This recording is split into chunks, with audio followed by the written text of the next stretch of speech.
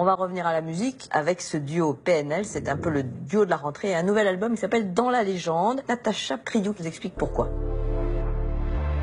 Il détrône Céline Dion au palmarès des meilleures ventes d'albums. Un mois après sa sortie, Dans la légende est déjà disque de platine. Leur troisième album en 18 mois. Leur clip affole les compteurs YouTube en millions de vues en quelques semaines. PNL, c'est le carton rap de 2016.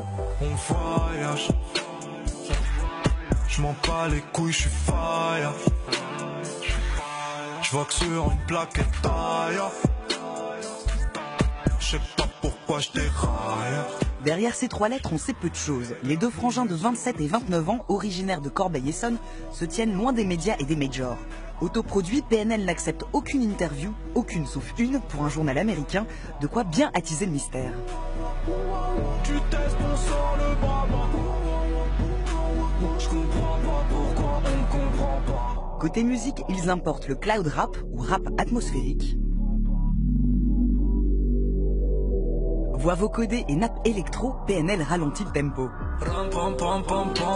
C'est de la bonne à sa mère. Côté texte, ils chantent une jeunesse blasée et racontent le blues des dealers. Pas vraiment politisé, leur tube Le Monde ou Rien est pourtant devenu l'hymne du mouvement Nuit debout et des manifs contre la loi travail.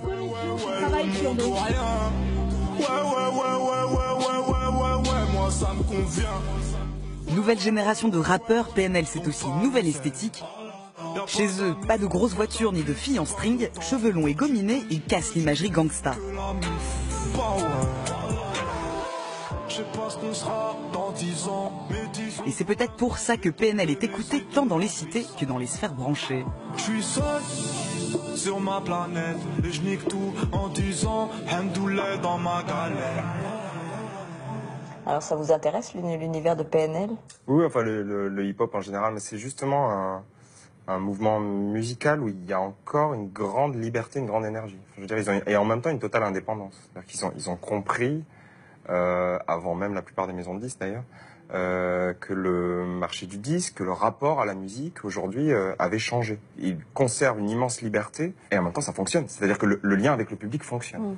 Et puis leur son, je retrouve dans leurs arrangements quelque chose de soigné, dans les claviers, dans les rythmiques, et c'est pour moi du coup une qualité assez assez étonnante. Les textes, c'est encore autre chose. Oui, mais... alors ils sont peu engagés. On a bien souligné qu'ils n'étaient pas vraiment politisés, en tout cas, même s'ils ont été peut-être récupérés par Nuit debout. Mais... Oui, mais je pense que le fait, par exemple, là, dans le reportage, on voit qu'ils ne donnent pas d'interview, par exemple. C'est-à-dire ne pas rajouter de mots sur les mots qu'on a déjà posés dans nos textes. Enfin, je veux dire, rien que ça, c'est extrêmement moderne, en fait. Et c'est profondément libre, je me répète, mais ils ont tout compris.